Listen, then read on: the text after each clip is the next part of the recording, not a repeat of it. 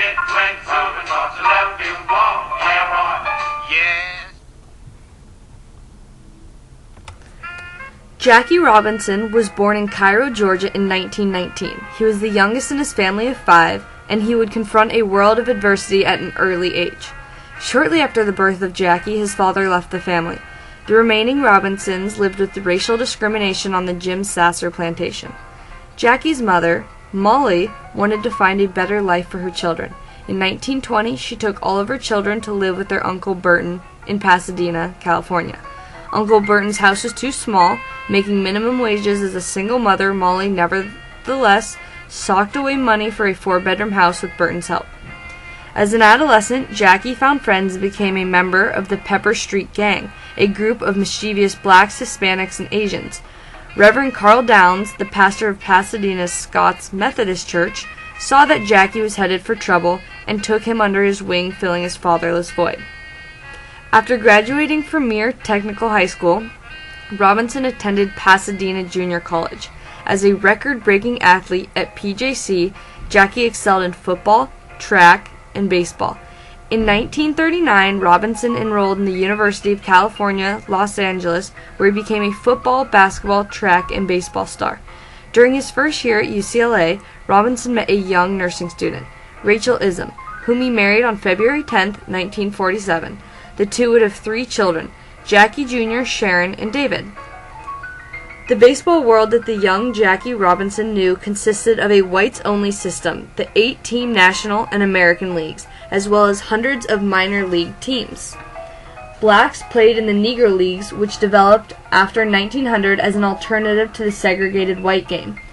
A segregated league was not what Robinson had in mind. However, without a college degree and no real trade skills, he decided to pursue his dream of playing pro baseball. During spring training with the Kansas City Monarchs, Robinson thought he had hit the jackpot when he signed on a salary of $400 a month. It was during his 1-year stint with the Monarchs that the Brooklyn Dodgers president, Branch Rickey, scouted him and eventually signed him to the team at the minimum of $5,000 per month. Players and coaches, not only of the Dodgers, but throughout the all-white league, were outraged that Robinson was recruited. Robinson's debut put him at first base with the Dodgers on April 15, 1947. Although he batted 4 for 3 during his first game, he would later prove to the world that he had what it took to overcome diversity and become great. In 1947, Robinson was named Rookie of the Year, and by 1949 he had received the Most Valuable Player award for the National League. Besides superb fielding skills, Robinson also was an exceptionally talented and disciplined hitter. With a career average of .311, many players have referred to Jackie Robinson as the most aggressive, intelligent, and successful base runner of his era. But of the 10 years that Jackie Robinson played ball, 6 of them were spent leading the Dodgers into the World Series and was a 6-time All-Star. However, because he was already 28 when he entered the league, injury began to overcome Robinson, forcing him to look down the road for other employment options.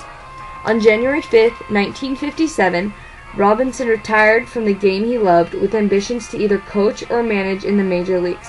He once again became a victim of discrimination while either being ignored or turned down for such positions in baseball. Robinson settled for various business opportunities and served as an executive on the board of National Association of the Advancement of Colored People until 1967. Jackie Robinson was greatly affected by the media. The black press, also known as the Pittsburgh Courier, and the white press, known as the Daily Worker or the New York Times.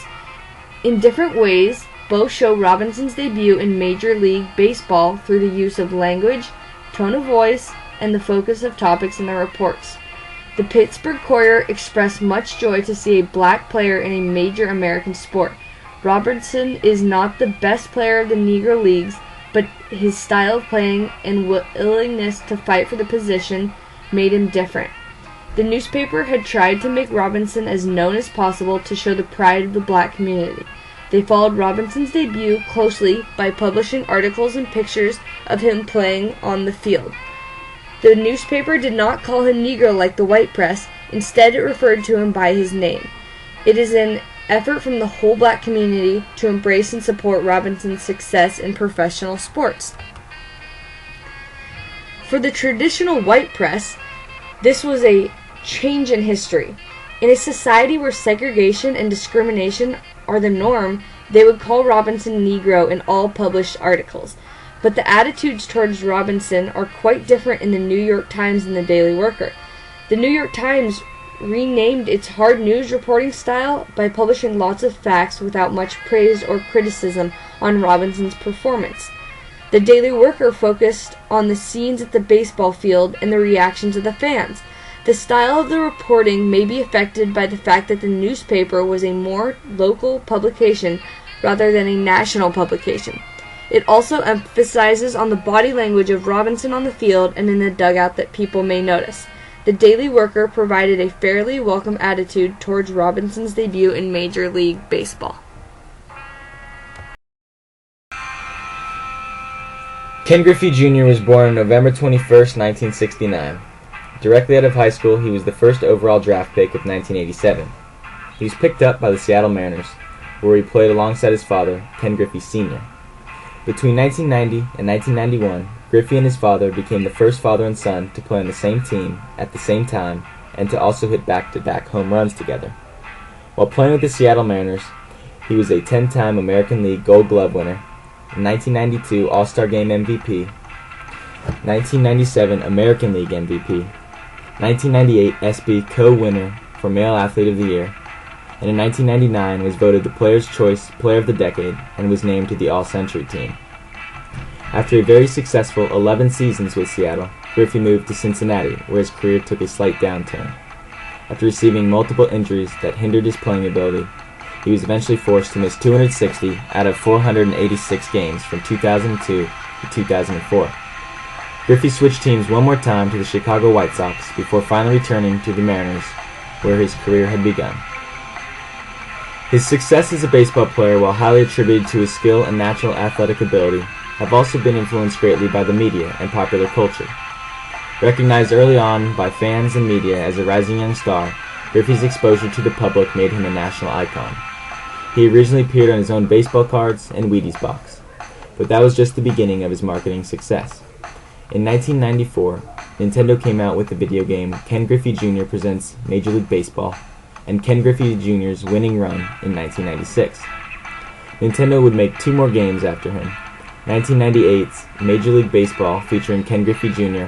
and Ken Griffey Jr.'s Slugfest in 1999, making him the MLB player with the most video games made after him. However, Griffey's spot in popular culture has not only come in the form of his own video games. He has been a guest on popular shows such as The Simpsons and The Fresh Prince of Bel-Air, has appeared in the films Little Big League and Summer Catch, and has partaken in Pizza Hut ads, talk shows, and countless interviews on screen and off. But one of Griffey's most notable marketing successes is his own line of Nike shoes. By looking at just some of his achievements, it is easy to see how Ken Griffey Jr. has developed such a loyal following and created a legendary reputation.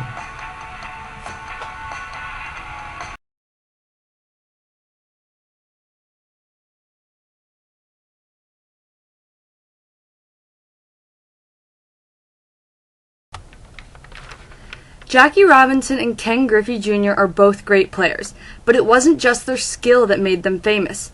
Key factors were media coverage, promotional strategies, and the use of technology. Before the games were televised or on the radio, in the case of Jackie Robinson, even though whites were outraged by the integration, all the newspapers could do were promote and influence his career for the best. Ken Griffey Jr. was promoted strongly through not only newspapers, but television and technological advances. Both these amazing players not only began records, but broke them. As well, with the help of media, these great players excelled in two different eras in the baseball worlds.